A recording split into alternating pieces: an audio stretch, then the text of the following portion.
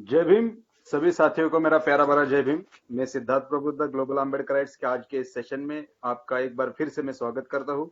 हमारे साथ आज जुड़े हैं डॉक्टर मंजीत सिंह अवतार जी। डॉक्टर मंजीत सिंह जी पेशे से साइबर क्राइम ऑफिसर है, नोएडा में पुलिस में है। लेकिन ये उनकी प्रोफेशनल आइडेंटिटी को अगर हमने बाजू में रख दिया और अगर हमने उनकी सोशल आइडेंटिटी को सामने लाया तो बेशक, क्योंकि हम सभी जो सोशल एक्टिविस्ट है अपने समाज के अंदर, जिनका कंट्रीब्यूशन है समाज में पॉजिटिव चेंजेस लाने के लिए, उन सभी ऐसे व्यक्तियों को, ऐसे सभी पॉजिटिव एनर्जी को हम इकट्ठा करने की कोशिश कर रहे हैं। तो डॉक्टर मंजीत सिंह अवतार जी राइटर है, पोएट है, कविताएं लिखते हैं, और जो सभी ये सब मिशन के लिए जो भी जरूरी चीजें हैं, बाबा साहब का कारवा आगे बढ़ाने के लिए जो भी जितना हो सके अपने से बनता है, तो सभी एक्टिविटी करने में डॉक्टर मंजीत सिंह अवतार जी आगे है। मंजीत सिंह जी, मैं आपका स्वागत करता हूँ। जय भीम। क्रांतिकारी जय भीम नमो बुद्धाय। नमो बुद्धाय। तो ज्यादा इंट्रोडक्शन में न जाते हुए मैं सीधे हमारे डॉक्टर साहब के पास जाऊंगा, जो मंजीत सिंह जी है। तो मंजीत सिंह जी, आप शॉर्ट में हमें बताइए कि आप एग्जैक्टली करते क्या है, किस प्रकार से आपका ये जो काम है, क्योंकि हम चर्चा कर रहे हैं तो हम चर्चा में जानने की कोशिश करेंगे कि आपका काम क्या है, किस तरह से वो लोगों तक कनेक्ट होता है। डॉक्टर साहब। जी जी जी बिल्कुल। देखिएगा, जिस तरीके से बाबा साहब और बहुजन महापुरुषों की विचारधारा की बात होती है, तो कहीं ना कहीं हमें उनसे एक सीखने के लिए बहुत प्रेरणा मिलती है। उन्हीं प्रेरणा को लेकर के और उनसे प्रेरणा लेकर के हम आगे बढ़ते हैं। और साथ ही साथ बहुजन मूवमेंट के लिए जब हमने देखा कि साहित्य लिखा तो जा रहा है, लेकिन मंचों के माध्यम से वो बहुत कम पढ़ा जा रहा है। जितने भी काव्य मंच होते हैं, ज्यादातर वो अन्यत्र समाज के होते हैं, हमारे बहुजन समाज के बहुत कम काव्य मंच होते हैं। तो मैंने एक शुरुआत की काव्य मंचों की, कि अपने भी एक कवि सम्मेलन के मंच होने चाहिए, जिससे कि हम बहुजन महापुरुषों की विचारधारा को फैलाने का कार्य कर सकें। Very good. जी जी। और बहुजन कविता मंच के माध्यम से हम लगातार जैसे कि अभी ये अप्रैल माह गया है, साथ ही साथ में हमारा मई माह आता है, तो उसमें हम लगातार, हम ऐसा नहीं है कि सिर्फ बुद्ध पूर्णिमा या अंबेडकर जयंती को सिर्फ कवि सम्मेलन रहा करते हैं। हम लगातार कवि सम्मेलनों की स्थापना कर रहे हैं। और जहां मैं पिछले 5 वर्षों से लगातार मैंने कुछ ऐसे मंच देखे जिनको मैंने सिर्फ अपने ही द्वारा स्थापित किया, और लगातार वो कविता मंच पर देश के नामी ग्रामी लोग भी उसमें शामिल होने शुरू हुए। और जहां वो 10 लोगों से शुरू हुआ था कविता मंच, वहीं वो आज 10,000 की भीड़ तक पहुंच जाता है। तो कहीं ना कहीं हमारे लिए बदलाव की बात होती है। और बाबा साहब के संबोधन के लिए, बाबा साहब के उद्बोधन के लिए, या फिर बाबा साहब की विचारधारा को समझाने के लिए हम कविता पाठ कराते हैं। और जितने भी हमारे बहुजन समाज के कवि साथी होते हैं, वो SC ST OBC माइनॉरिटी कोई भी समाज से हो, वो हमारे साथ में जुड़ते हैं, बकायदा बशर्ते कि उनकी विचारधारा जो है वो बहुजन होनी चाहिए, वो हमारे बहुजन महापुरुषों से प्रेरणादायी होनी चाहिए। बहुत बहुत बढ़िया, सुन के बहुत अच्छा लगा कि आप कविताओं के माध्यम से लोगों के साथ जुड़ रहे हैं, लोगों के साथ आप जी जी इकट्ठा आ रहे हैं, उनको इंस्पायर कर रहे हैं, उनके पास बाबा साहब का मैसेज डिलीवर कर रहे हैं। ये बॉटम लाइन है हम सभी की। जब भी हम कहते हैं कि हम बाबा साहब के आंदोलन में काम कर रहे हैं, हम सब एक्टिविस्ट है, हमारा काम है जैसे पोस्टमैन का काम होता है, एक चिट्ठी यहाँ से डेस्टिनेशन तक पहुंचना। बाबा साहब के जी संदेश, बाबा साहब के मैसेज को हम लोगों तक पहुंचाने के सभी, जितने भी पूरे दुनिया भर में अपने लोग काम कर रहे हैं आंदोलन में, यही काम कर रहे हैं। लेकिन काम करने का हर किसी का जरिया है। जिस तरह से आपने बहुजन कविता मंच की स्थापना आप कर रहे हैं, लोगों से जुड़ रहे हैं, मेरे ख्याल से कैम्ब्रिज में भी, सॉरी, कोलंबिया यूनिवर्सिटी में भी आपने अपनी जी जी जी कविताएं रखी है। तो जी। आप बाबा ग्लोबल साहब की प्लेटफॉर्म पे भी मेहरबानी इससे से पहले 3 जा बार चुके विदेश हैं। आने का मौका मिला।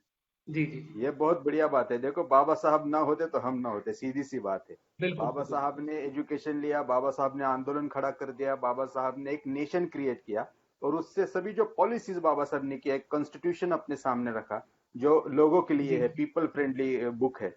उसके माध्यम से आज हम सब शास्त्र ले रहे हैं, और उसी के माध्यम से आज आपके जैसे होनहार लोग गवर्नमेंट में काम कर रहे हैं। पुलिस में साइबर क्राइम जैसे एक बहुत ही इंपॉर्टेंट एक डिपार्टमेंट है, उसके अंदर आप काम कर रहे हैं। खुशी होती है अपने लोग जब ऐसे सेक्टर्स में जी काम जी करते हैं। तो डॉक्टर साहब, मैं आपके वापस से, क्योंकि आपने मुझे बहुत अच्छी तरह से आपने इंट्रोडक्शन दिया कि बहुजन कविता मंच के माध्यम से आप जुड़ रहे हैं, कविताएं बहुत जी महत्वपूर्ण होती है। अगर आप भाषण दोगे लोगों के सामने, कुछ हद के बाद लोग थोड़ा सा टायर्ड हो जाते हैं, या तो उगना फिर शुरू वो हो थक जाता है। जाते हैं। लेकिन जब हम कविताएं या फिर कोई काव्य के माध्यम से लोगों से जुड़ने की प्रयास करते हैं, वो बहुत जल्दी होता है, उसका स्पीड बहुत ज्यादा होता है, लोगों का थकने का प्रमाण बहुत कम रहता है। इससे आप जी मैसेज डिलीवरी फास्ट होती है। तो किस तरह से आपका मोटिवेशन क्या है इसके पीछे, कि किस तरह से आपने कविता लिखना कब स्टार्ट किया और यहाँ तक आप कैसा है, जी, मंजीत जी। सिंह जी? देखिएगा, शुरुआत से ही मैंने कविता की, जब मैं 6th क्लास में था, तो मैंने कविताएँ लिखने की कोशिश की। पहले मैं मंचों पे जाता था, तो कहीं न कहीं जो किताबों में कविताएँ पढ़ाई जाती हैं, उनका मैं वाचन किया करता था। जो हमारे गुरुजी थे, तो उन्होंने कहा कि मंजीत कुछ वाचन किया करो, तो साथ ही साथ आप लिखना शुरू करो। तो मैंने उनसे कहा कि मैं कोई कवि थोड़ी हूँ, जो मैं कुछ लिख दूँगा। उन्होंने कहा कि नहीं, नहीं, कल आप एक नई कविता लिख के लाओगे। तो फिर मैंने सोचा कि चलो कोशिश करते हैं, लेकिन पूरी रात मैं परेशान रहा, बिस्तर में लेटा रहा, रात को नींद नहीं आई।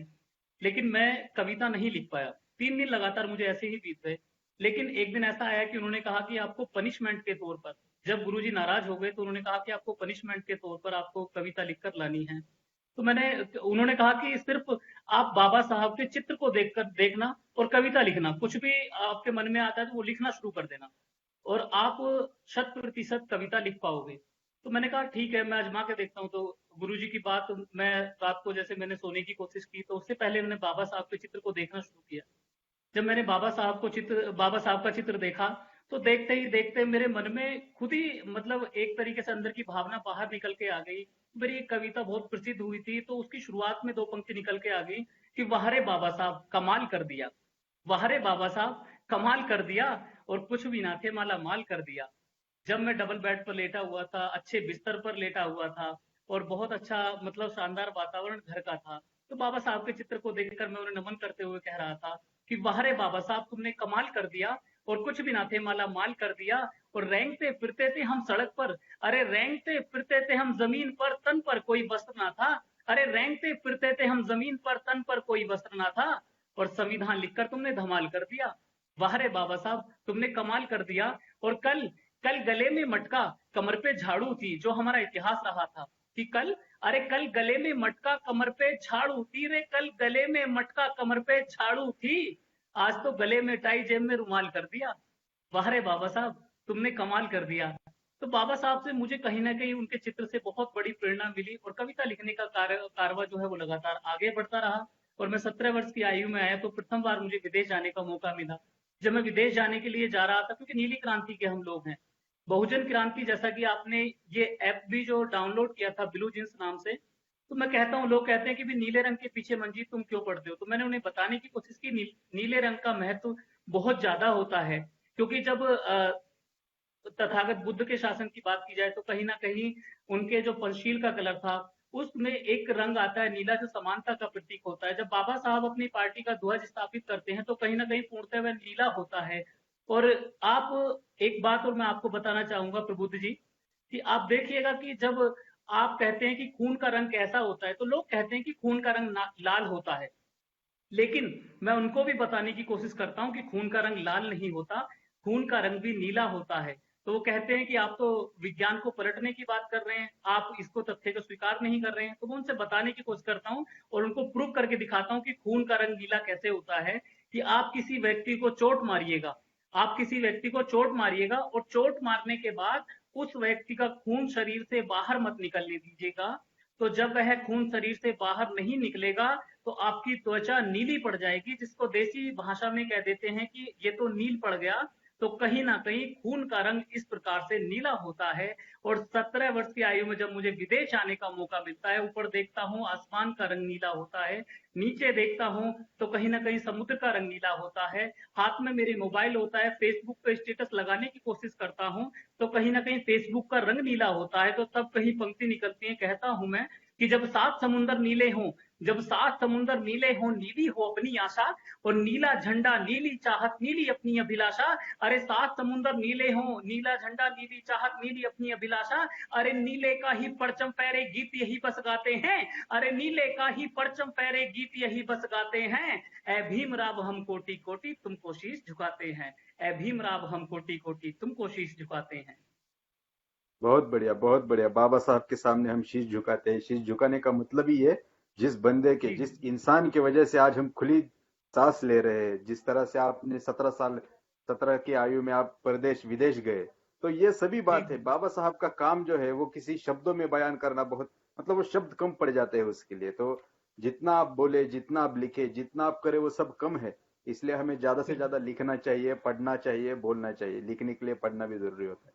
तो आपने किस जी तरह से मतलब मैं जानने की कोशिश कर रहा हूँ, आपकी कविताएं सुनकर तो बहुत एनर्जी है, बहुत ही मोटिवेशन तो आ ही रहा है, और सिर्फ 4 ही विदेश यात्रा नहीं, आने वाले हम प्रयास करेंगे कि ये 4000 में आंकड़ा कैसे परिवर्तित हो, क्योंकि जो भी जी जी इंसान, बिल्कुल बिल्कुल। जो भी बाबा साहब का बंदा, बाबा साहब का सैनिक, भीम सैनिक जिसको हम बोलते हैं, जो अगर अपने जी जी मन से आंदोलन में जुड़ा है, आंदोलन में अपना योगदान दे रहा है, तो वैसे सभी लोगों को इकट्ठा जोड़ने के लिए ही ये प्लेटफॉर्म है। ग्लोबल अम्बेडकराइट्स की निर्मित ही हमने इसी मकसद से की है कि दुनिया भर में जहाँ कहीं भी, कहीं चाहे छोटे छोटे कोने हो, छोटे छोटे गांव हो, उसमें भी अगर कोई पॉजिटिव एनर्जी दे रहा है मूवमेंट के लिए, आंदोलन के लिए, बाबा साहब के विचारधारा के लिए, तो उन सबको इकट्ठा जोड़ने का हमारा प्रयास है। और इसी प्रयास के तहत आज का मतलब पिछले अप्रैल माह से हम ये मिशन, ये कार्य हम लेके आ रहे हैं। आपने बहुत अच्छी तरह से कहा कि हमारे पास था नहीं कुछ, और उस ऐसी स्थिति में बाबा साहब आपने हमें सूट बूट मिला है। साथ ही साथ आपने नीलाई की जी भी बहुत अच्छी तरह से व्याख्या की, बहुत काव्य, क्योंकि सुनने में बहुत अच्छा लगता है। टू बी ऑनेस्ट में अगर आपको ऑनेस्टली बताओ तो मैं बहुत कविता में कच्चा हूँ, मुझे ज्यादा कविता करने आता नहीं। मैं बोल सकता हूँ, आई कैन स्पीक, आई जी can write thesis, but I जी कैनॉट राइट पोएम। बहुत ही डिफिकल्ट टास्क रहता जी है कविताएं लिखना, उसके लिए बहुत ज्यादा डीप डाउन आपको जाना पड़ता है। तो किस तरह से आप प्रिपेयर करते हो जब भी आपके मन में कोई थॉट आए? जैसे आपने पहले बताया कि आपके टीचर ने आपको कहा कि बाबा साहब की तस्वीर को देखो, वहां से आपका सफर शुरू हुआ है। फिर आप बोल रहे हैं आप फ्लाइट में बैठे, आपको आसमान भी नीचा, ऊपर का नीला दिख रहा है, आपको समुंदर भी नीला दिख रहा है, उसके ऊपर आपने पोएम लिखी। किस तरह से ये थॉट प्रोसेस होती है, किस तरह से कविताएं आप बनाते हो, इसके पीछे आपकी क्या ऐसा मैकेनिज्म है? होता है। जी जी जी, जब हम देखते हैं कि समाज में कहीं ना कहीं शोषण हो रहा है, जब कहीं अत्याचार की बात होती है, हर व्यक्ति का देखो, जिस तरीके से हम कहते हैं कि हिंदी भाषा में भी बहुत सारे रस होते हैं, और उन रसों में से एक वीर रस होता है, एक उत्साह रस, जिसका उत्साह वो होता है। और साथ ही साथ कोई प्रेम के ऊपर कविता लिखता है, कोई किसी और अन्य सब्जेक्ट पर कविता लिखता है। तो मैंने देखा कि समाज का शोषण हो रहा था। पहले मैं अन्य कवि सम्मेलन के मंच किया करता था, मैं देश के बड़े बड़े कवि सम्मेलन के मंचों पर गया, लेकिन मैंने देखा कि मंजीत, कहीं ना कहीं ये जो मंच स्थापित हुए हैं, ये आपकी विचारधारा के बिल्कुल विपरीत हैं।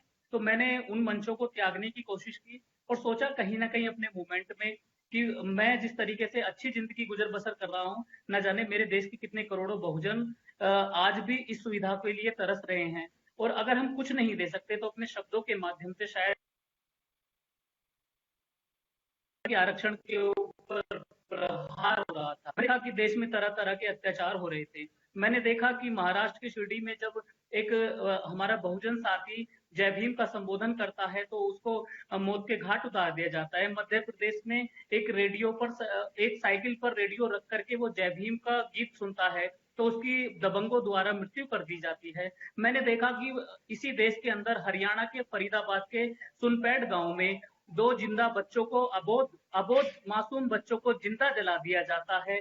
तो कहीं ना कहीं हमारी जो कविता है वहां से पैदा हो जाती है, उस शोषण के खिलाफ, उस अत्याचार के खिलाफ। और मैंने कहा भी था कि मैं शोषित के पीड़ित मन की केवल पीड़ा गाऊंगा, मैं शोषित के पीड़ित मन की केवल पीड़ा गाऊंगा, और मंचों के व्यापार में यहाँ तनिक नहीं बिक पाऊंगा।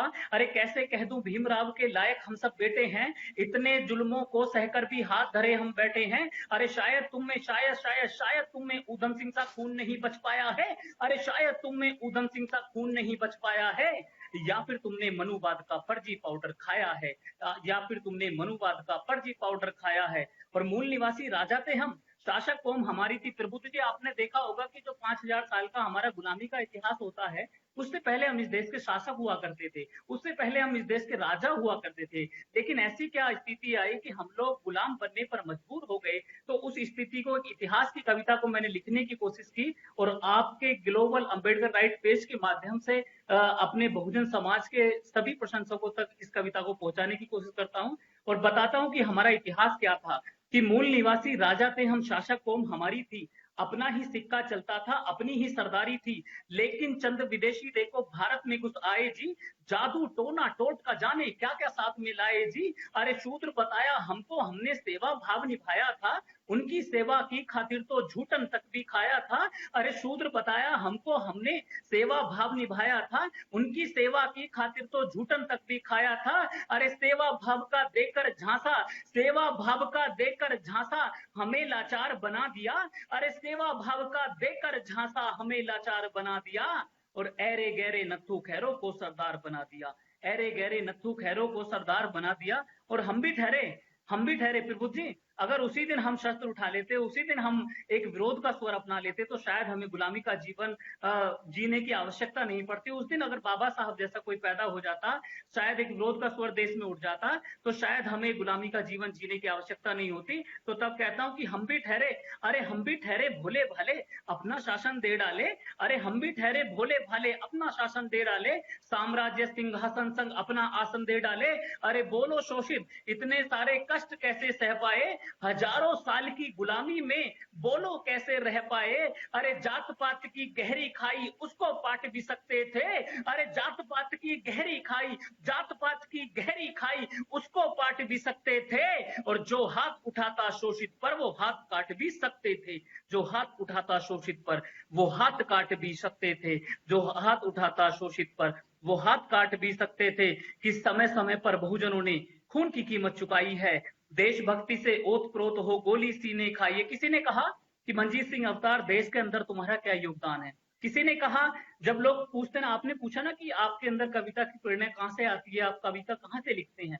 जब इसी देश के अंदर लोग हमसे सवाल करना शुरू कर देते हैं और हमें अयोग्य साबित करने की कोशिश करते हैं, अपनी योग्यता मेरिट से दिखाने की कोशिश करते हैं, जब वो मेरिटधारी हमसे एक सवाल करते हैं, कहते हैं कि आपका क्या योगदान है, तो उन लोगों को बताने की कोशिश करता हूं कि जब वो कहते हैं कि तुम्हारा देश के अंदर क्या योगदान है, तुम्हारा क्या इतिहास है, तो उन्हें बताने की कोशिश करता हूं कि जब कहीं हमारे ज्ञान की बात की जाती है, जब कहीं हमारे ज्ञान की बात की जाती है तो हम शंभु ऋषि बन जाते हैं, जब कहीं हमारी प्रतिभा की बात की जाती है तो कहीं ना कहीं भोगते हुए कुत्ते के मुंह में तीर मार के शांत कराने वाले एकलव्य हमारे समाज से पैदा हो जाते हैं, जब कहीं बात की जाती है हमारी भक्ति की शक्ति की, तो कहीं ना कहीं मन चंगा कटौती में गंगा करने वाले संत शिरोमणि गुरु रविदास हमारे समाज से पैदा हो जाते हैं, जब कहीं बात की जाती है इस देश के अंदर सबसे अच्छी शासन व्यवस्था चलाने की बात की जाती है, तो कहीं ना कहीं सम्राट अशोक के बाद बहन कुमारी मायावती जैसा सुशासन स्थापित करके दिखा देते हैं,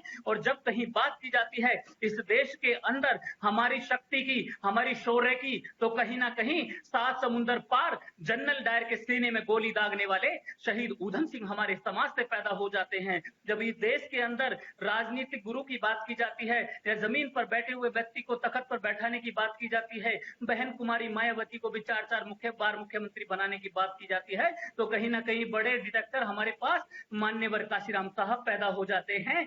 और जब कहीं बात की जाती है आधुनिक युग में हमारी प्रतिभा की, तो कहीं ना कहीं खेलों में सचिन तेंदुलकर से ज्यादा एवरेज देने वाले हमारे विनोद कांबली हमारे समाज से निकल करके आ जाते हैं। इस देश की सबसे बड़ी परीक्षा अर्थात आईएएस परीक्षा टॉप करने की बात की जाती है, तो कहीं ना कहीं हमारे घर की लाडली बेटी आईएएस टॉपर टीना डाबी निकल करके आ जाती है। और इस देश के अंदर अभी तक जितनी भी मैंने भूमिका बनाई, उस नाम के, उस शख्सियत के आगे सब कमजोर या छोटी साबित हो जाती हैं। जो मैंने बहुजन महापुरुषों की बात कही, अब उस नाम को गिनाने की कोशिश करता हूं और बताता हूं कि जब कहीं हमारे संघर्ष, साहस, चुनौती, एहसास या फिर कहीं अधिकारों की बात की जाती है, या कहीं कि दुनिया में सबसे बड़ा इतिहास लिखने की बात की जाती है, या कहें कि दुनिया में सबसे बड़ा संविधान लिखने की बात की जाती है, तो कहीं ना कहीं परम पूज्य बोधिसत्व बाबा साहब डॉक्टर बी.आर. अम्बेडकर हमारे समाज से निकल करके आ जाते हैं। तो तब कहता हूं कि तुम ही हो जिसने, अरे तुम ही हो जिसने भारत को संविधान दिया, अरे तुम ही हो, अरे तुम ही हो जिसने भारत को संविधान दिया, अरे शोषित पिछड़े वर्गों को भी मान और सम्मान दिया।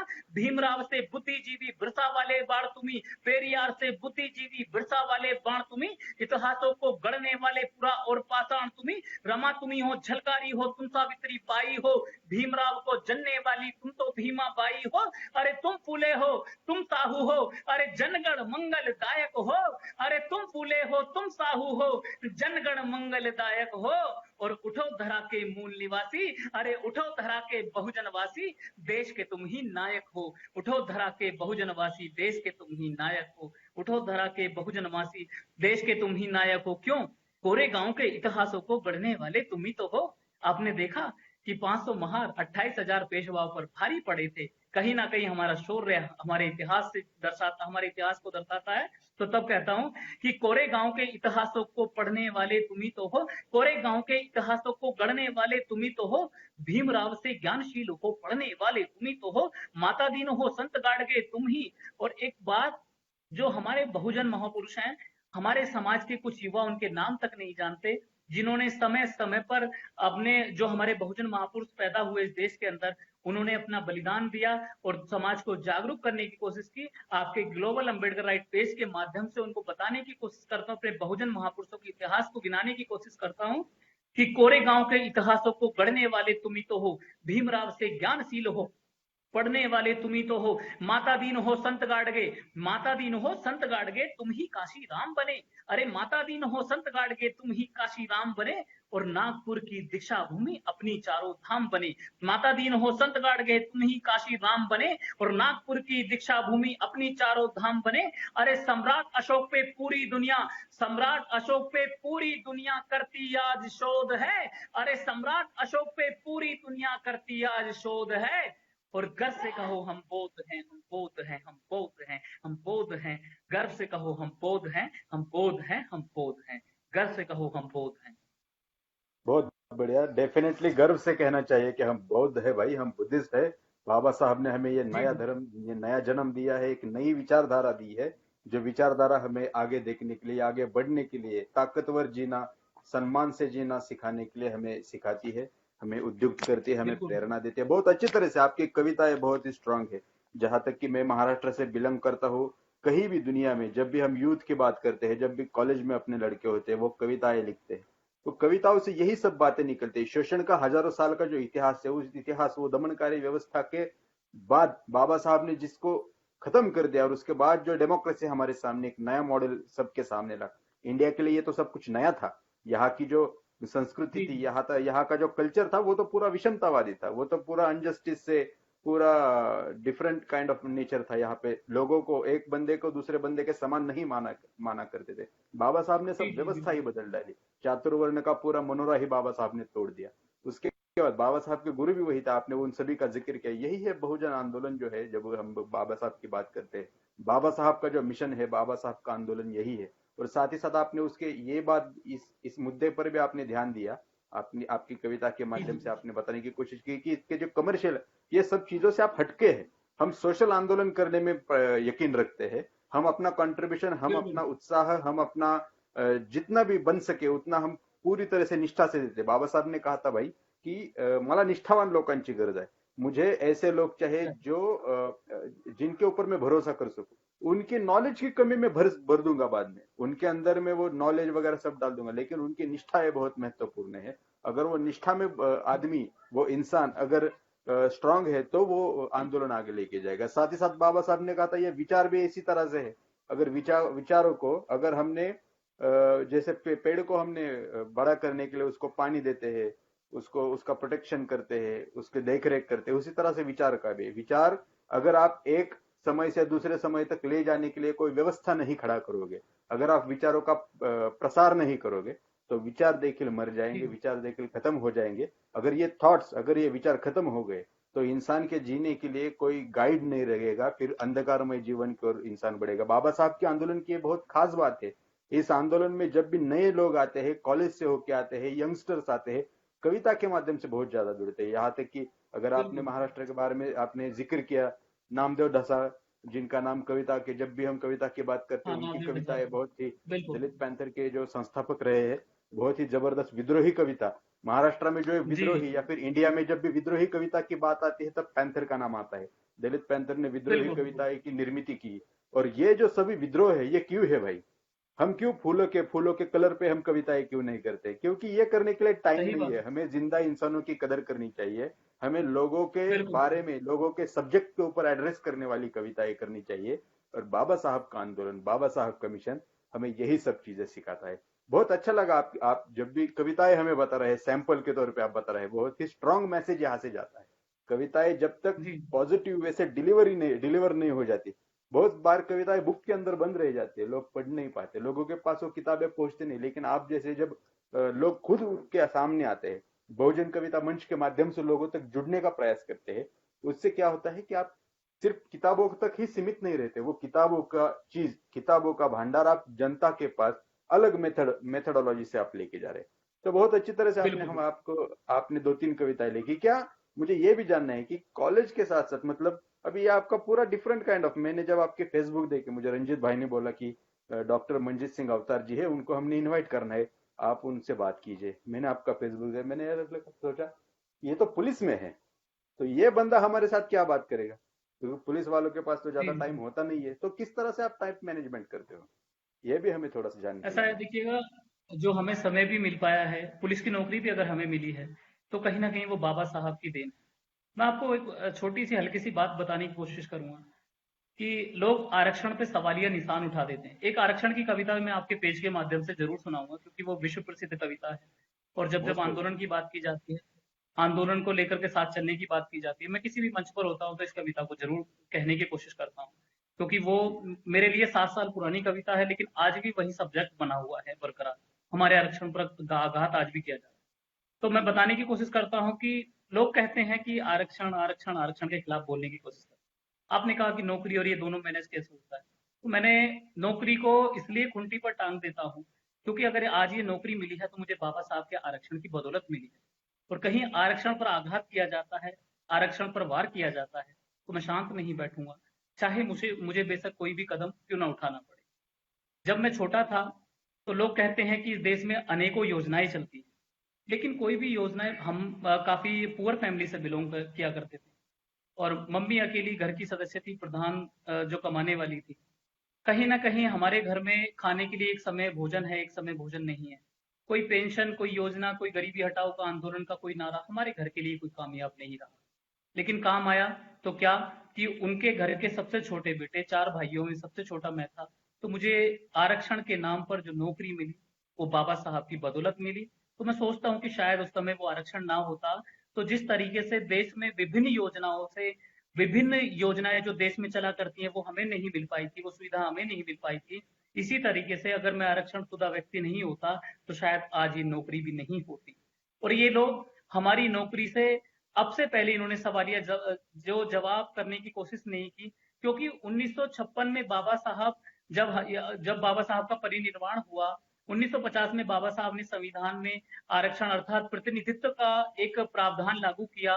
तो उसमें ये लोग 1960 तक इसलिए सवालिया निशान नहीं उठा पाए, क्योंकि उस समय तक इनके बाप अर्थात बाबा साहब डॉक्टर बी आर अम्बेडकर जिंदा थे।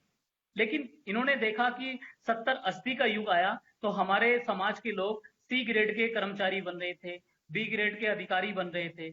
80-90 का दौर आया तो 2000 आते आते हमारे लोग जो है वो आईएएस और आईपीएस बनने शुरू हो गए, देश की प्रथम पंक्ति की सेवाएं प्रदान करनी शुरू करने लगे।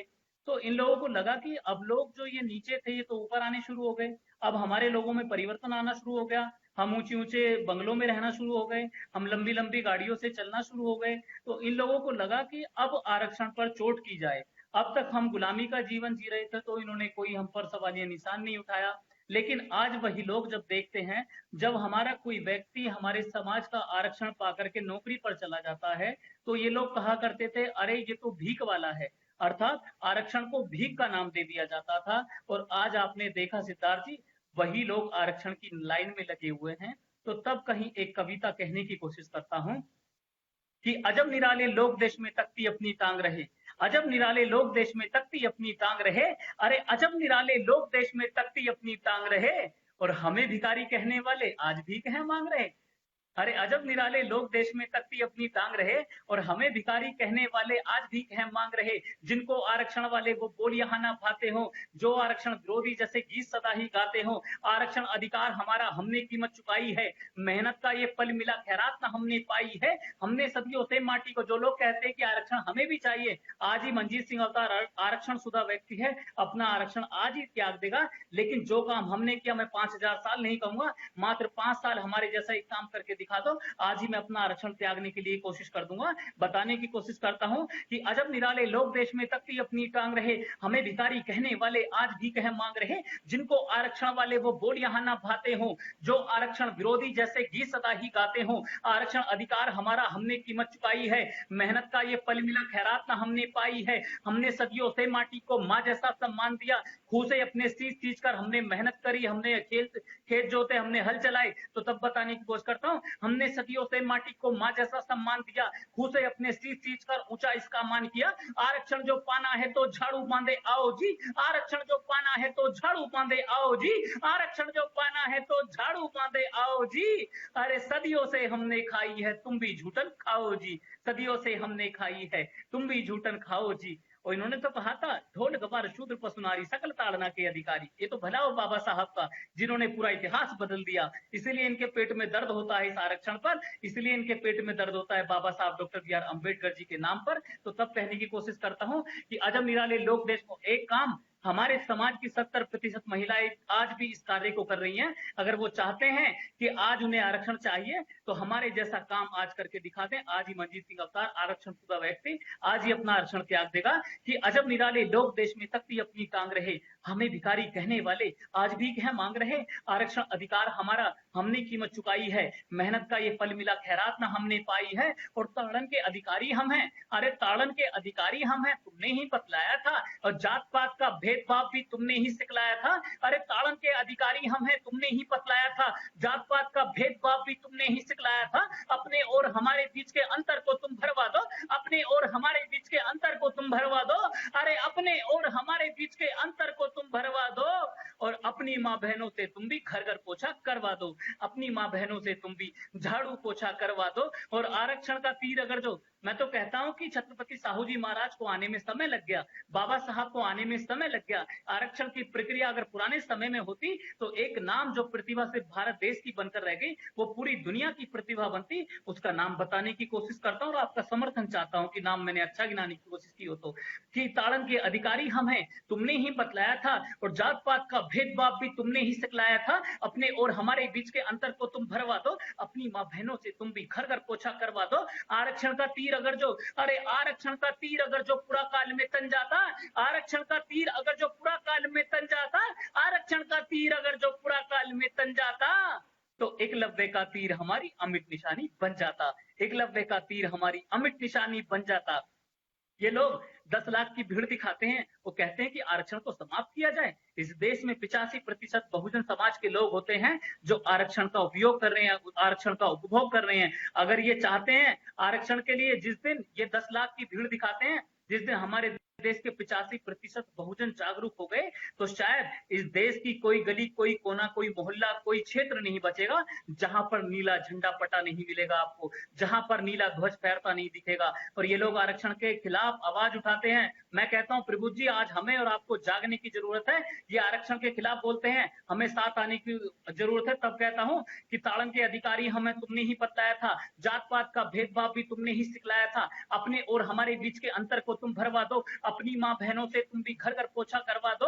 अरे ताड़न के आरक्षण का तीर अगर जो पूरा काल में तन जाता, एकलव्य का तीर हमारी अमिट निशानी बन जाता। और हम जो जागे, अरे हम जो जागे अपना तुमको बस तक ना पाओगे, हम जो जागे अपना तुमको बस तक ना पाओगे।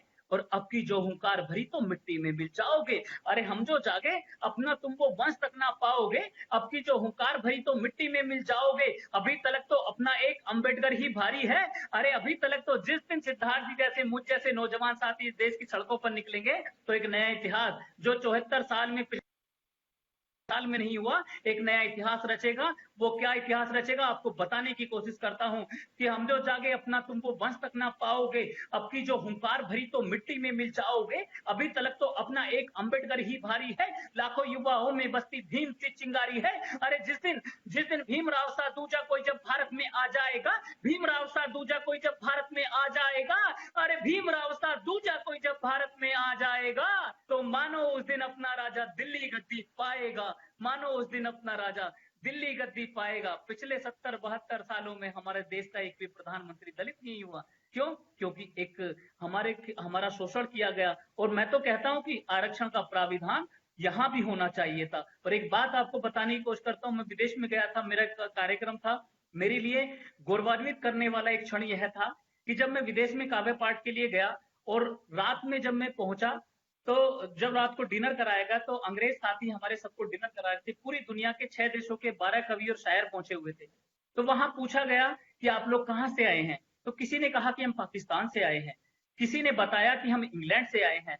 तो मेरे लिए गौरव करने वाला विषय यह था, जब उस अंग्रेज ने पूछा कि आप लोग कहां से आए हैं, तो मैंने कहा कि मैं इंडिया से आया हूं। तो सिद्धार्थ जी, जब मैंने इतने हल्की सी आवाज में जवाब दिया कि मैं इंडिया से आया हूं, अंग्रेज का जवाब मेरे और आपके और इस देश के करोड़ों बहुजनों के सीने को चौड़ा कर देने वाला था। और वो जवाब क्या था? मेरे लिए आज तक पूरे जीवन में जो ऐतिहासिक क्षण है, गौरवपूर्ण क्षण है, वो आपके बीच रखने की कोशिश करता हूं। जब रात को डिनर में अंग्रेज ने पूछा कि आप लोग कहां से आए हैं, किसी ने कहा कि हम इंग्लैंड, किसी ने पाकिस्तान, किसी ने अमेरिका से बताया। जब मेरे मित्र साथी से पूछा गया कि आप लोग कहां से आए हैं, तो हमने हल्की सी आवाज में जवाब दिया कि हम इंडिया से आए हैं। जब हमने कहा कि हम इंडिया से आए हैं, तो अंग्रेज ने भले ही बड़े चाव के साथ कहा कि आप उसी इंडिया से आए हो जहां पर डॉक्टर बी.आर. अम्बेडकर का जन्म हुआ है। मेरा गर्व से सीना चौड़ा हो जाता है और मैं कहता हूं, पूरी दुनिया में बाबा साहब का नाम लिया जाता है और इस देश के अंदर बाबा साहब की मूर्तियों को तोड़ दिया जाता है। इस देश के अंदर एक जय भीम का संबोधन करने पर एक कर्मचारी को निलंबित तक कर दिया जाता है। इस देश के अंदर एक जय भीम को बोलने पर व्यक्ति को जिंदा जला दिया जाता है। जब इस देश के अंदर बाबा साहब की पत्थर की मूर्ति को तोड़ा जाता है, जब उनकी पत्थर की मूर्ति की एक उंगली को तोड़ा जाता है, तो मात्र यह मत समझिए कि मात्र एक पत्थर की मूर्ति की उंगली तोड़ी गई है या आंखों का चश्मा तोड़ा गया है, बल्कि यह सोचिए कि जब पत्थर की मूर्ति का चश्मा तोड़ा जाता है, तो इस देश के करोड़ों बहुजनों को अंधा बनाने की साजिश की जा रही होती है। जब इस देश के अंदर बाबा साहब की मूर्ति को ध्वस्त कर दिया जाता है, तो यह मत सोचिए कि मात्र पत्थर की मूर्ति को ध्वस्त किया गया है, बल्कि यह सोचिए कि इस देश के करोड़ों बहुजनों को ध्वस्त करने की साजिश की जा रही है। जब इस देश के अंदर बाबा साहब के संविधान को जला दिया जाता है, तो मात्र यह मत समझिए कि मात्र एक कागज की प्रति को जलाया गया है, बल्कि यह सोचिए कि बाबा साहब के द्वारा दिए गए अधिकारों को जलाया गया। और जब इन अधिकारों को जलाया जा रहा है, तो तब एक कवि का दायित्व बनता है कि अपनी कलम के माध्यम से कुछ लिखने का। तो तब कहता हूं कि संविधान की धारा ये तिल-तिल करके रोती हैं। संविधान की जो अंगूठा छाप एक नेता होता है, संसद भवन में खड़ा होकर के कहता है, जो कभी सही से 12वीं क्लास भी पास नहीं कर पाता, हाई स्कूल पास नहीं कर पाता, वो कहता है कि संविधान बदला जाना चाहिए। और मेज थपथपाकर अनपढ़ नेता साथ देते हैं, कहते हैं बिल्कुल बदला जाना चाहिए। तो मैं कहता हूं कि अगर तुम में हिम्मत है संविधान बदलने की, तो करो, डॉक्टर बी.आर. अम्बेडकर जैसा बाप पैदा करके दिखाओ और संविधान बदल के दिखाओ कि संविधान की धारा ये तिल-तिल करके रोती हैं। नित नई आतंकी घटना रोज उसी पर होती है। घात करे जो संविधान पर, उसका कातिल कौन है? इन सारे सवालों पर ये दिल्ली अब भी मौन है, क्योंकि जब दिल्ली के अंदर संविधान को जला दिया जाता है, इस देश के सैकड़ों सांसद जो बहुजन राजनीति के नाम पर संसद भवन में पहुंचते हैं, वो आवाज नहीं उठा पाते हैं। वो आवाज उठाएं ना उठाएं, लेकिन हमारी और आपकी जिम्मेदारी बनती है। तो तब कहता हूं कि संविधान की धारा ये तिल-तिल करके रोती है। नित नई आतंकी घटना रोज उसी पे होती है। घात करे जो संविधान पर, उसका कातिल कौन है? इन सारे सवालों पर ये दिल्ली अब भी मौन है। अरे घात करे जो संविधान पर, उसको ऐसी रोक दो। अरे घात करे जो संविधान पर, उसको ऐसी रोक दो। घात करे जो संविधान पर, उसको ऐसी रोक दो। और भीमराव की जय बोलो तुम, सीधा उसको ठोक दो। भीमराव की जय बोलो तुम, सीधा उसको ठोक दो। हम बदले हैं, युग बदला है, नई सोच को पालो तुम। देश के गृह मंत्री राजनाथ सिंह जब पहली बार केंद्र सरकार बनी, तो उस टाइम मौजूदा गृह मंत्री थे, उन्होंने गाजियाबाद में मेरा प्रोग्राम था, कहा कि मनजीत सिंह अवतार हमारी सरकार बन गई है, बताओ हमें क्या करना है, हमारे लिए क्या आदेश है बाबा साहब को छोड़ करके, तू तो बस डॉक्टर अम्बेडकर पे अड़ा रहता है। तो मैंने कहा कि अगर कुछ कर सकते हो तो बाबा साहब के लिए सिर्फ इतना कर दो, जितनी मूर्ति है उनकी सुरक्षा के लिए इतना कर दो कि अगर कोई उनको छूता भी है, जय भीम मुर्दाबाद का नारा लगाता है, तो उसको सोचते हुए भी वो रात में सपने में भी सोचे, तो उसको 440 वोल्ट से भी खतरनाक उसको करंट महसूस हो। तो मैंने उनसे कहने की कोशिश की, उन्होंने कहा कि सिर्फ डॉक्टर बी.आर. अम्बेडकर पर तू क्यों अड़ा है? मैंने कहा कि आप खुद बताइए, इस देश में सबसे बड़ा पद कौन सा होता है? उन्होंने कहा राष्ट्रपति का सबसे बड़ा पद होता है।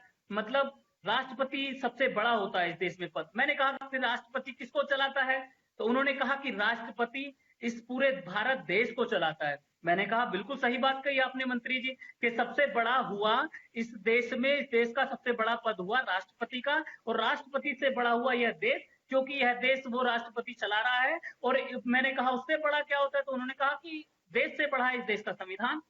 मैंने कहा वाह, आपने अपने मुख से कबूल कर लिया, तो मैं आपको बताने की कोशिश करता हूं कि इस देश में सबसे बड़ा पद होता है राष्ट्रपति का, और राष्ट्रपति से बड़ा होता है यह देश, और इस देश से बड़ा होता है इस देश का संविधान, और इस देश के संविधान अर्थात इन सबसे भी ऊपर होता है। तो इस देश को चलाने वाले अर्थात इस संविधान को लिखने वाले हमारे परम पूज्य बोधिसत्व बाबा साहब डॉक्टर बी आर अम्बेडकर होते हैं। और अगर तुम्हें नियम पारित करना है तो उनकी सुरक्षा के लिए एक नियम पारित कर दीजिएगा। तो मैंने उनसे एक नियम मांगने की कोशिश की कि हम बदले हैं। उस दिन मैं सोचूंगा कि आपने अच्छे दिन की सरकार लेके आए हैं, कि हम बदले हैं, युग बदला है, नई सोच को पालो तुम और देश में बैठे गद्दारों को अब बाहर निकालो तुम। हम बदले हैं, युग बदला है, नई सोच को पालो तुम, देश में बैठे गद्दारों को अब बाहर निकालो तुम। अंधी बहरी प्रॉपर्टी में ऐसा कोई खटका दो, अरे अंधी बहरी प्रॉपर्टी में ऐसा कोई खटका दो, और भीम मुर्दाबाद कहे तो सीधे फांसी लटका दो। भीम मुर्दाबाद कहे तो सीधे फांसी लटका दो। भीम मुर्दाबाद कहे तो सीधे फांसी लटका दो। भीम मुर्दाबाद कहे तो सीधे फांसी लटका दो। ये नियम मैंने उनसे मांगने की कोशिश की थी। जी जी जी, थैंक यू, बहुत बढ़िया, आपका बहुत समय। अच्छा लगा कि जिस तरह से आप बता रहे हैं। हमारे पास समय अभी हम एंडिंग की ओर जा रहे हैं, हम कंक्लूड करना है। बहुत बिल्कुल अच्छी बिल्कुल तरह बिल्कुल से अलग अलग टॉपिक्स पे आपने बात रखी। आपने रिजर्वेशन के लिए जो अवेयरनेस करना चाहिए उसके ऊपर आपने बात रखी, कॉन्स्टिट्यूशन के ऊपर जी आपने जी बोलने का प्रयास किया। बहुत अच्छी तरह से आपने वहां पे भी अपने विचार व्यक्त किए बाबा साहब के। ये क्या है कि जब से भारत स्वतंत्र हुआ है, भारत तो जी संज्ञा ही 47 के आसपास की है, वो तो बहुत पुरानी है नहीं। मतलब जब भी हम इंडिया के या फिर देश के बारे में बात करते हैं वो तो 47 और उसके आसपास के एक 20 25 30 साल का एक राउंड है वो पूरा सर्कल है। क्राइटेरिया। इसके जी पहले तो ऐसा कुछ था ही नहीं। ये सभी छोटे छोटे संस्थान थे जो सभी राजाओं के जी जी अपने रजवाड़े और उनके इलाके उसका एक प्रदेश था। उसको भारत बनाने की जिम्मेदारी, उसको एक देश बनाने की जिम्मेदारी, उसको एक सूत्र में बांधने की जिम्मेदारी, एक देश के लोगों के अंदर अपनापन डालने की जिम्मेदारी कॉन्स्टिट्यूशन ने की और कॉन्स्टिट्यूशन के निर्माता बाबा साहब ने की। ये तो सीधी बात है। बाबा साहब। प्रॉब्लम ये है, जी अड़चन ये आ गई कि जहां तक प्रयास होना चाहिए था, जितना लोगों को अवेयरनेस बाबा साहब, अभी जब भी रिजर्वेशन की बात होती है, आपने खुद बोला, जब भी कॉन्स्टिट्यूशन की बात होती है, समाज का एक हिस्सा है जो अपना मुंह मोड़ लेता है। वो अपने मन जी में बिल्कुल घृणा के विचार लाता है। वो अपने मन में सोचता है कि यार ये तो मेरे समाज के हक में नहीं, हमारे समाज के विरुद्ध में। ऐसा एक तख्ता है, ऐसा एक वर्ग है। प्रॉब्लम बिल्कुल किसकी बिल्कुल। है, गलती किसकी है? गलती इस वर्ग की है क्या? तो मुझे ऐसा लगता है कि इस वर्ग की गलती बिल्कुल भी नहीं है। प्रॉब्लम यह है कि जब से भारत स्वतंत्र हुआ तब से लेके आज तक ना रिजर्वेशन के बारे में, ना कॉन्स्टिट्यूशन के बारे में, और ना ही जो भी सब जिसको हम पिछड़ा बोलते हैं वर्ग जो है, schedule caste, schedule tribe, OBC, minority, सभी, इन सभी के जी बारे जी में बहुत ही गलत गलत तरीके से ब्रॉडकास्ट किया गया है। गलत तरीके से इनको सभी के पास पहुंचाया गया है। आपने बहुत जबरदस्त उदाहरण दिया। इंग्लैंड का बंदा आपको बोलता है कि आप बाबा साहब की धरती से आए हो। क्यों ऐसा जी जी बोलता है? बिल्कुल बिल्कुल। क्योंकि उनको पता है भाई ये क्या था, वो इंसान क्या था। London school of economics London में बाबा साहब पढ़े, वहां पे उन्होंने अपना थीसिस लिखा है, ठीक है। जी बाबा साहब ने स्वतंत्रता आंदोलन में कितना जबरदस्त डिप्लोमेटिक योगदान दिया, कभी हमें बताया नहीं गया स्कूल में। हमारे सामने बिल्कुल नहीं बाबा बताया। साहब की एक ही तस्वीर रखी गई है। जब से मैं पैदा हुआ हूँ, जब से मैं पढ़ रहा हूँ, देख रहा हूँ, सुन रहा हूँ, समाज में क्या बताया जाता है? एक अछूत का लड़का स्कूल के बाहर बैठा, पढ़ा, फिर दुनिया बदली। भाई कैसे बदली? हमें अभी लोगों को कैसे यह बदली वो नहीं मैसेज बताया। देना है कि बाबा साहब ने कैसे बदली, बाबा साहब ने क्या काम किया। जब हम ये बात बताएंगे तब लोगों के मन का जो निगेटिविटी है वो अपने आप से कम हो जाएगी। अपने आप, एक रात में अपने तो आप से खत्म नहीं बदली। होगी लेकिन धीरे धीरे खत्म हो जाएगी। बाबा साहब का द्वेष क्यों किया जाता है? बाबा साहब की मूर्तियां क्यों तोड़ी जाती है? रिजर्वेशन को लेके लोगों के बीच में गलत धारणा है, और वो गलत धारणा को कामयाब करने के लिए, वो गलत धारणा को कंटिन्यू रखने के लिए एक पीढ़ी से लेके दूसरी पीढ़ी तक कुछ लोग काम करते हैं भाई। तो हमारी जी जिम्मेदारी है उनको काउंटर करने की, संविधान के बारे में अवेयरनेस पैदा करने की, रिजर्वेशन के बारे में अवेयरनेस और उसकी पॉजिटिव साइड बताने की जिम्मेदारी हम सबकी है, जो आप बहुत ही जबरदस्त तरीके से कविताओं के माध्यम से कर रहे हैं। मुझे एक बात पूछनी है आपको, क्योंकि अभी हमारा समय खत्म होने को है, हम एंड को जा रहे हैं। आपने बताया कि आप जी जी बिल्कुल। बहुजन कविता मंच की स्थापना करते हैं। तो जब मंच होता है जी तो आपके साथ कई साथी भी होते होंगे, ऐसा मैं गेस कर रहा हूँ। तो किस जी जी तरह से ये बिल्कुल टीम बिल्कुल। वर्क, क्योंकि बाबा साहब ने खुद कहा है ऑर्गेनाइज होना जी है, जी ऑर्गेनाइज होना है, बिल्कुल बिल्कुल। टीम बांधनी है। टीम बांधने के लिए ऑब्जेक्टिव्स होते हैं। किस तरह से और कितने लोग, कितने साथी आपके इस आपके बहुजन कविता मंच के साथ जुड़े हैं, और किस कहा था तक आपका क्या प्रयास है कि अगले 5 सालों में किस तरह से आप देखते हो आपके बहुजन कविता मंच को कहाँ तक आप ले के जाओगे? डॉक्टर मंजीत सिंह जी अवतार जी। जी, ऐसा था कि जब मैंने कविता मंचों की शुरुआत की तो मैंने देखा कि पहले हमारा साहित्य बहुत लिखा गया है। बाबा साहब ने भी साहित्य काफ़ी लिखा और सबसे विशाल साहित्य हमारे बाबा साहब का पूरे देश के अंदर होता है। और मैंने देखा कि हमारे नामचीन जो जितने भी हमारे साहित्यकार रहे, कहीं न कहीं पुस्तकों के माध्यम से, चाहे वो ओम प्रकाश वाल्मीकि जी की बात हो, चाहे नामदेव ढसाल जी की बात हो, चाहे हमारे शिवराज सिंह बेचैन, बहुत सारे हमारे देश के बड़े-बड़े साहित्यकार थे। तो उनका एक जो तरीका था अपने साहित्यिक सफर को लोगों के बीच तक लाने का, वो एक लेखनी के माध्यम से था। मैंने सोचा क्यों ना कि इस माध्यम को बदला जाए और क्यों ना एक मंचों के माध्यम से जो उन्होंने कहा, जो उन्होंने लिखा, हम उसको अपनी कविता के माध्यम से लोगों के बीच तक ले जाने की कोशिश करें। जब मैं शुरुआत में अपने मंचों की स्थापना करी तो मैंने बड़ी मुश्किल से जो हमारे समाज के कवि लोग भी थे या अन्यत्र समाज के कवि थे, मैंने उनको आमंत्रित करना शुरू किया। उनसे कहा, स्पेशली मैंने कहा कि बाबा साहब और जो हमारे बहुजन मिशन के महापुरुष हैं, आप उन पे एक छंद, एक दोहा, एक मुक्तक, आप कुछ लिख करके जरूर लाइएगा, एक गीत आप बाबा साहब का लिख करके लाइएगा। तो मुझे याद है आज भी मैंने 2013 के आसपास एक बुलंदशहर में मंच स्थापित किया था। तो वहां से जब मैंने छोटा सा मंच स्थापित किया तो बहुत लोगों ने कहा कि भाई हमें भी कवि सम्मेलन कराना है। उसके बाद श्रृंखला बढ़ती गई और हमारे समाज में नए नए कवि आने वाले 2 साल में 2015 तक नई नई पौध ऐसे उपज के आई और वो इतने कवि हमारे सामने आ गए। उन्होंने मुझे फोन करना शुरू किया कि सर हम कविता लिख रहे हैं, तो उन्होंने मुझे व्हाट्सएप पे भेजना शुरू किया। मैंने उनको अवलोकन किया और साथ ही साथ कहा कि भाई आप इस कविता को वाचन अच्छा बनाइएगा, लगातार इसको कंठस्थ करते रहिएगा। आप मार्केट में भी जाते हैं, बाजार घूमने जा रहे हैं, तो आप उसको याद करते रहिएगा। इससे क्या रहेगा कि मंच पर आपको बोलने में हड़बड़ी नहीं होगी और आप बिना पर्चे के, बिना देखे आप कविता पढ़ेंगे। फिर उसके बाद सफर बढ़ता गया। 2015-16 से हमने बदायूं बात हो, बदायूं उत्तर प्रदेश की बात हो, दिल्ली की बात हो, फरीदाबाद की बात हो, राजस्थान में बहुत सारी जगह पड़ती हैं जैसे भरतपुर है, वहां की बात हो, मैं मध्य प्रदेश गया, बालाघाट की बात हो, छिंदवाड़ा की बात हो, बहुत सारे क्षेत्र ऐसे थे जहां मैंने प्रत्येक वर्ष कवि सम्मेलन करना शुरू कर दिया। महाराष्ट्र में एक पूषद यूनिवर्सिटी पड़ती है, पूषद यूनिवर्सिटी में मैंने हिंगोली एक जगह पड़ती है, वहां हर वर्ष बहुजन विचारधारा का एक कवि सम्मेलन स्थापित कर दिया। पंजाब के कुछ साथी मेरे साथ जुड़े, उन्होंने अमरजीत सिंह जी हमारे साथी थे, उनसे मैंने कवि सम्मेलन शुरू करना शुरू कर दिया। 2016 से हमारा कारवा ऐसे बढ़ गया कि हमारे पास अपनी खुद की स्वयं की टीम तैयार हो गई। उसमें हर प्रकार का कवि हमारे पास आया। जो श्रृंगार की बात थी, जब मैंने कहा जो लोग श्रृंगार पे कविताएं लिख रहे थे हमारे समाज के कवि, वो प्रेमिका को अपना एक प्रेरणा स्रोत समझ करके, प्रेरणा स्रोत समझ करके अपनी कविताएं लिख रहे थे। मैंने कहा बस इस प्रेमिका शब्द को आप हटा करके, इस प्रेमिका और प्रेमी के संबंध को हटा करके आप बाबा साहब का नाम जोड़ दीजिएगा, तो शायद ये मुक्तक और शानदार हो जाएगा। और जब उसने वो उस मुक्तक का प्रयोग किया तो कहीं ना कहीं प्रेमी की जगह जब वो बाबा साहब को समर्पित किया गया मुक्तक, तो उस मुक्तक की ताकत 100 गुना बढ़ गई थी। इसी प्रकार से अन्य क्षेत्र के जो कवि थे, कोई हास्य रस वाला कवि आया, तो मैंने उनको बताया कि अगर आपको हास्य प्रस्तुत करना है तो जो देश में आडंबर फैला हुआ है, जो देश में पाखंड फैला हुआ है, जो देश में बाबा बने हुए हैं, आप उन पर कॉमेडी के दोहे लिखिएगा, आप उन पर कॉमेडी की कोई बात कीजिएगा जिससे कि लोगों में जागरूकता भी फैले। जैसा कि आपने देखा था जब बाबा राम रहीम पकड़े गए, उससे पहले आसाराम पकड़े गए, बहुत सारे बाबा जेल में जा रहे थे। उस टाइम मैंने दोहों की शुरुआत भी की थी, 2016 के आसपास की बात थी।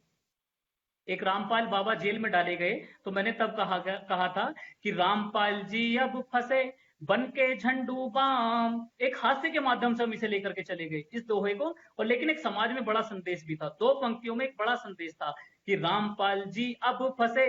उनसे पहले जेल में कौन था, अगली पंक्ति आपको पता चल जाएगा। और रामपाल जब जेल में पहुंचे थे, रामपाल बाबा, तो उनके जेल में जाने से सबसे ज्यादा खुश कौन हुए थे कि रामपाल जी अब फंसे बन के झंडू बाम, रामपाल जी अब फंसे बन के झंडू बाम, साथी की संख्या बड़ी खुश है आसा राम, राम के ठाट निराले, ये सबके सब हैं काले। तो कहीं ना कहीं उस पाखंड को जोड़ करके हमने हास्य का दोहा स्थापित कर दिया। मैंने कहा कि बहुत आपको बढ़िया। हास्य लिखना है तो इस तरीके से लिखिएगा। जी बहुत जी। बहुत तो सुंदर। इस तरीके से ये हमारे जो बहुत सभी सारे साथी प्रयास है, पूरे देश से। बाबा साहब का आंदोलन, बाबा साहब का मिशन अंधविश्वास के खिलाफ बात करता है। बाबा जी साहब जी का आंदोलन समानता के लिए काम करता है। बाबा साहब का आंदोलन जी जी। गरीब को न्याय दिलाने के लिए काम करता है। बाबा साहब का आंदोलन बिल्कुल। महिलाओं को बलशाली बनाने के लिए काम करता है। बाबा साहब का आंदोलन जो विद्यार्थी, जो छात्र पढ़ाई कर रहे हैं, उनको मजबूती देने का, उनको ज्यादा से ज्यादा स्किल्स मजबूत। प्रोवाइड करने का काम करता है। बाबा साहब का आंदोलन हर तरीके से काम करता है। इंसान को इंसान बनाने का काम सिर्फ आज तक दुनिया में बाबा साहब के आंदोलन ने किया है, बाबा बात साहब की बता रहा हूँ। विचारधारा ने किया है, बाबा साहब के सभी सैनिकों ने किया है, फिर चाहे वो किसी भी ऑर्गेनाइजेशन के हो। हमें किसी बिल्कुल ऑर्गेनाइजेशन से कोई परहेज नहीं है भाई। अगर आप कहते हो जय भीम, अगर आपके विचार आपके मन में आपके मस्तिष्क में अगर बाबा साहब के विचार दौड़ रहे हैं, अगर आपके दिल में बाबा साहब है बेसिकली, तो हम आपका स्वागत करेंगे। आपने कहा कि आप बिल्कुल। इंडिया के अलग अलग स्टेटों में जाते हैं, इंडिया के अलग अलग स्टेटों में आप नेटवर्क खड़ा कर रहे हैं, कविताओं के माध्यम से लोगों को जुड़ रहे हैं। तो मैं आपको वेलकम करूंगा, जी मैं आपको खुला निमंत्रण देता हूँ हमारे ग्लोबल अम्बेडकराइट्स के प्लेटफॉर्म से कि आप आपके कवियों को लेके आइए। हम डेफिनेटली आपके 8-9 लोगों के साथ हम एक स्पेशल सेशन भी आपका, एक ये ऑनलाइन भी एक मंच हो जाए आपका, बहुजन कविता मंच, इसके बिल्कुल बिल्कुल हम बिल्कुल कर बिल्कुल। देंगे। आने वाले एक जी दो जी हफ्ते में हम ऑर्गेनाइज करेंगे, इसके लिए मैं आपको अभी खुला आमंत्रण देता हूँ, उसके ऊपर भी हम बात करेंगे। बिल्कुल। तो हमारे सभी जी जी सभी साथी, मेरे सभी दर्शक, मैं आपका बहुत बहुत धन्यवाद देता हूँ, आपका स्वागत करता हूँ। इसी तरह से ग्लोबल अम्बेडकराइट्स के माध्यम से हम जब जुड़ रहे हैं, अगर आपके पास भी ऐसा कोई टैलेंट है, अगर आपके पास कोई स्किल्स है, अगर आप कहते हो कि आप किसी क्षेत्र में एक्सपर्ट है, तो आप बेशक हमें कांटेक्ट कीजिए। हम आपको मौका देंगे हमारे सभी दोस्तों के साथ, हमारे सभी साथी जो भी देख रहे हैं उन सभी के साथ जुड़ने का। ग्लोबल अम्बेडकर आप सबका प्लेटफॉर्म है, ये मेरा नहीं है, ये रंजीत का नहीं है, ये श्रीकांत का नहीं है, ये दलजीत का नहीं है, हम सबका है भाई। बाबा साहब को हम मानने सब वाले हर एक इंसान का, हर एक व्यक्ति का ये प्लेटफॉर्म है। आप कभी भी बेशक हमें फेसबुक के जरिए कांटेक्ट कीजिए, व्हाट्सएप के हमारे नंबर आप सभी के पास है। जहां मर्जी आपको लगे कि कांटेक्ट करना इजी है, आप हमें संपर्क कीजिए, हम आपको मौका देंगे।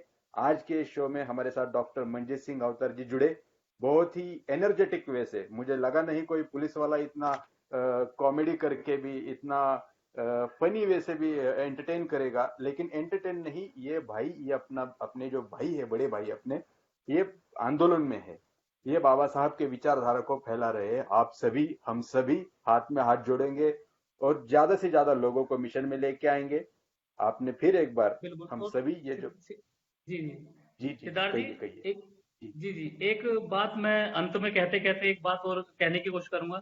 जैसा आपने अभी जी कहा कि संस्था के माध्यम से हम लोग कहते हैं किसी भी संस्था से हो, लेकिन जय भीम वाले हैं तो वास्तव में हम सब लोग एक हैं। और जब लोग मुझसे पूछते हैं कि भाई आप कहाँ रहते हो, तो मैं उन्हें ये नहीं कहता कि मैं विशेष दिल्ली में रहता हूँ या कहीं रहता हूँ। मैं उन्हें एक कहता हूँ और 4 लाइन कह करके मैं अपना समापन करूंगा, आपसे विदा लूंगा। कहूंगा कि मुझे मालूम नहीं किस शहर में रहता हूँ, सभी के लिए, कि मुझे मालूम नहीं किस शहर में रहता हूँ, मैं मुसाफिर हूँ हमेशा सफर में रहता हूँ। लोग पूछे हैं मुझसे तेरा पता क्या है बता, लोग पूछे हैं मुझसे तेरा पता क्या है बता, भीम का घर है मेरा घर उस घर में रहता हूँ, भीम का घर है मेरा घर मैं घर में रहता हूँ। जी साधुवाद। क्या बात है, धन्यवाद। बहुत बढ़िया, आपने ग्लोबल बहुत अम्बेडकर बड़ा राइट्स के साधुवाद पेज से आपको। मुझे लाइव सुना। आपके सिद्धार्थ जी और पूरी टीम को मेरी तरफ से तहे दिल से आभार, और आपको क्रांतिकारी जय भीम, नमो बुद्धाय। जय भीम। तो हमारे सभी, इसके आगे के भी सभी सेशंस में आप जुड़े रहिए। जो भी हमारे साथी देख रहे हैं, आज हम लाइव कॉल नहीं ले सके, थोड़ा टेक्निकल इशू हमारा आज चल रहा था, लेकिन आने वाले सभी सेशंस में हम आपके लाइव कॉल्स भी लेंगे। तो जुड़े रहिए हमारे साथ अलग अलग सेशंस में। और जो भगवान बुद्ध का संदेश है वो मैं बता के एंड करूंगा।